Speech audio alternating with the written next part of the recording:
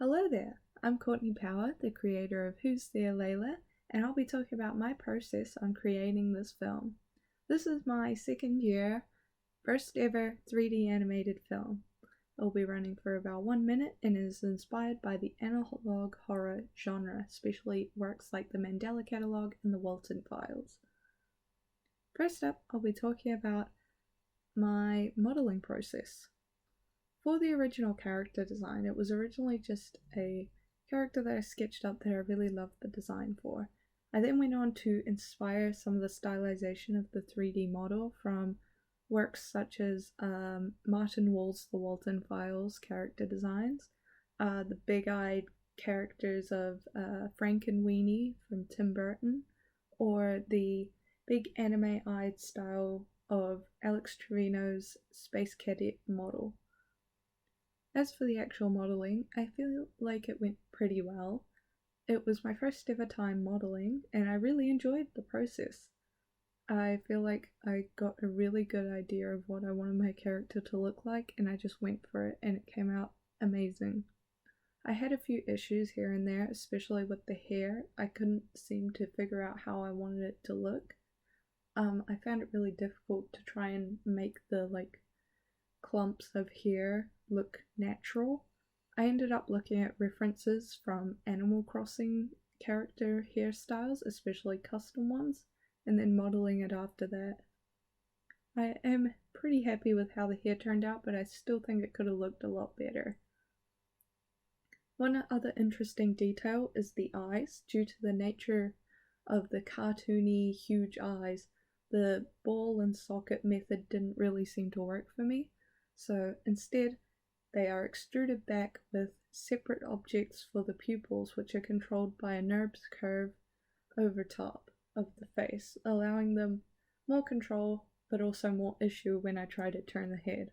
But I feel like it really worked for the character and allowed me to get some really creative shots, such as one of the shots where her eyes actually go very small and shake during the shot, which I think really ramped up the tension in that shot.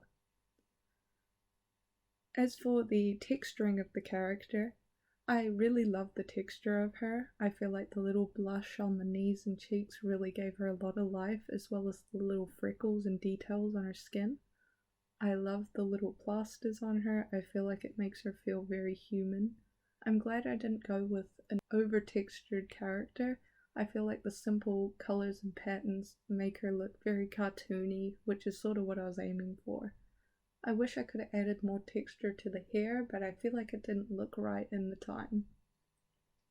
I especially love her eyes, as they were very anime inspired, with a lot of strange shapes for the pupils, very harsh edged, which I feel like gave her a lot more character, and I feel like it looked very compelling, and I've gotten a lot of compliments on them. As for her sweater, there were a lot of issues with that. Multiple times the elbow pads were in the wrong place, so it had to be retextured a lot. Then we had issues with it being too dark in the render to show up properly, so it had to be retextured again with lighter colors. And then it had to be retextured again when I was having texture issues and the sweater was wrong on the UV map. But I feel like the final design of her sweater is still very cute, and I really love the little sunflower. I feel it adds a lot to her character. And I also love the big chunky knit sweater. Overall, final thoughts on my model. I love it. I feel like the stylization came through really well. I feel like it gave her a lot of character, and I feel like the texturing really made the character come together, and I feel like she fits really well into the film. The first step in creating Who's There Layla was, of course, the classic storyboard, which was in my proposal, so I won't talk about it a lot here. However, I will talk about the animatic. I feel like the animatic didn't really do much for me. While it was helpful for planning out where I was going to do shots, I didn't include a lot of animation in it because I didn't want to waste time on that when I could already see what animation I wanted in my storyboard.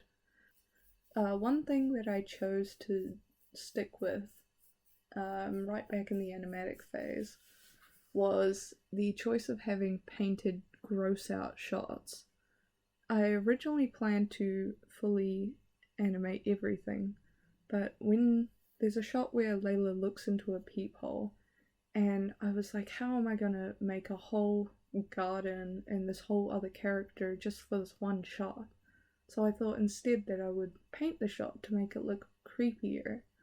So I included that, and then I chose to include that in the ending of the film as well, as I wanted these shots of a door creaking open and a window being pushed open and the wind blowing through. But it was a lot of effort to include these extra things just for one shot, so I instead chose to paint these shots. I also included a shot of the blood under the door being painted, but with conversation with my tutor, we decided that it looked rushed and unfinished, so we included a 3D animated version of that. We had a similar problem with the ending of the film, where a figure approaches Layla in the flashes of the TV. I originally planned to have that fully animated, but I didn't end up making time to have another rig of Layla in the shot and retexturing it.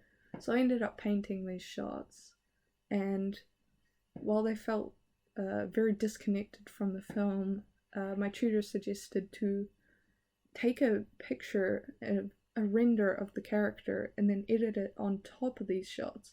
So I ended up doing that, and I felt it gave a really strange effect, and I'm not sure if I like it or not right now, but that's up to you to decide.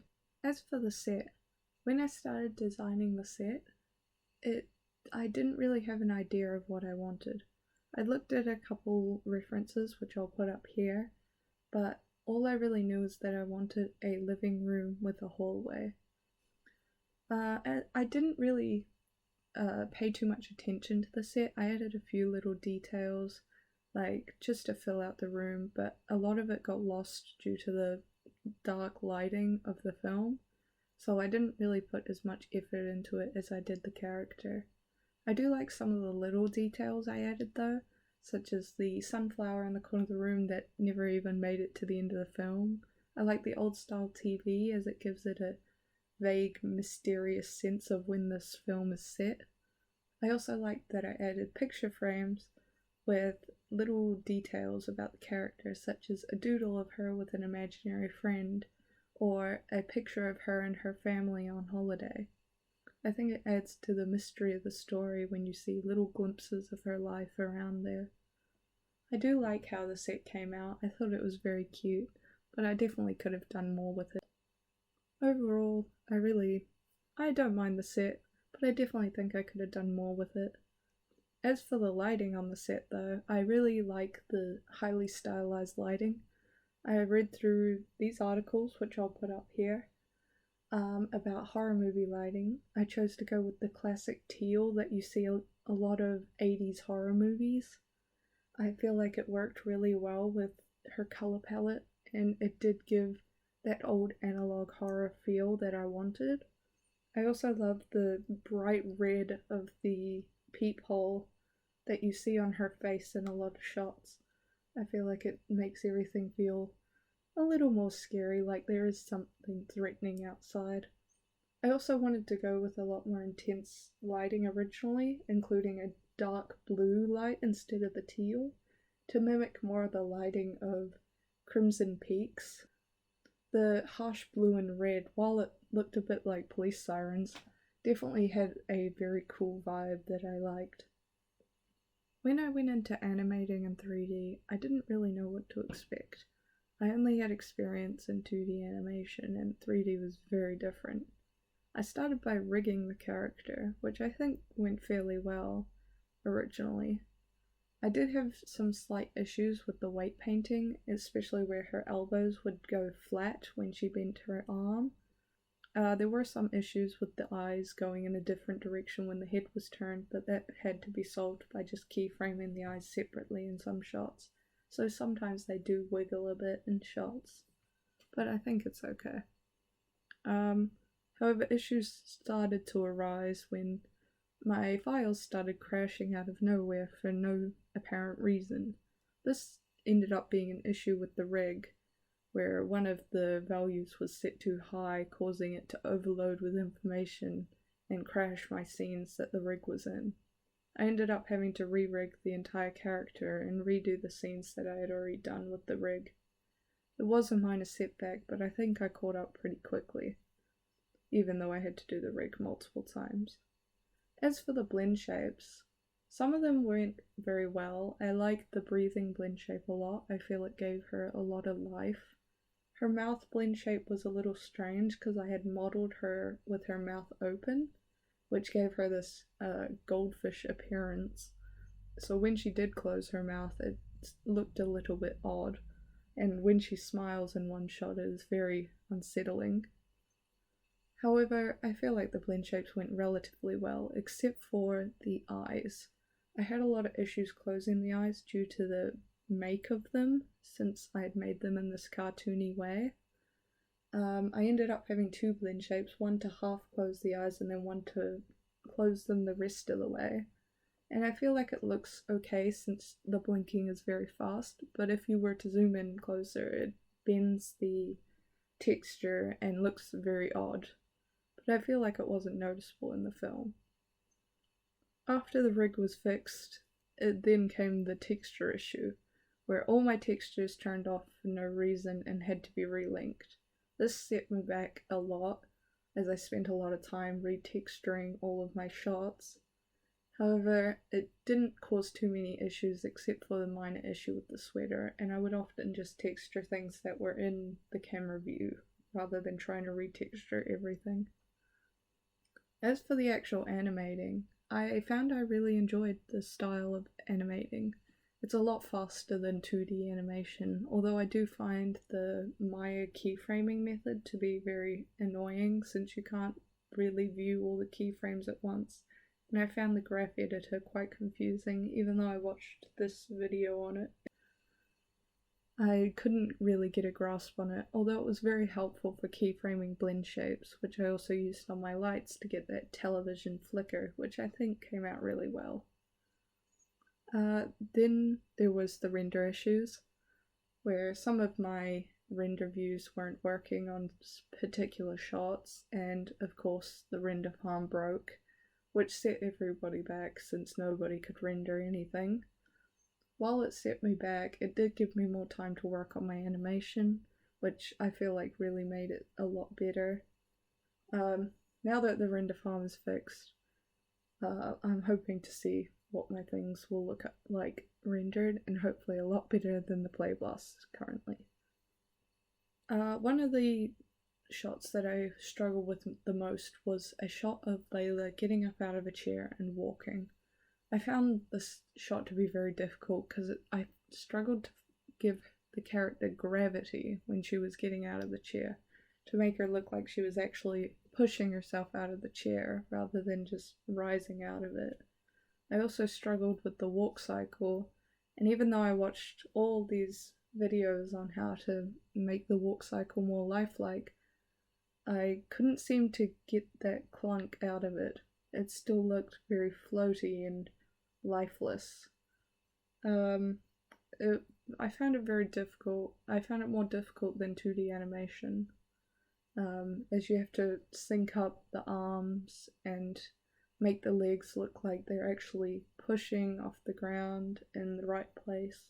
And if you want to loop, you have to reposition multiple times, which can look like she's going back and forth in these little moments and float across the floor at times, which I found quite difficult.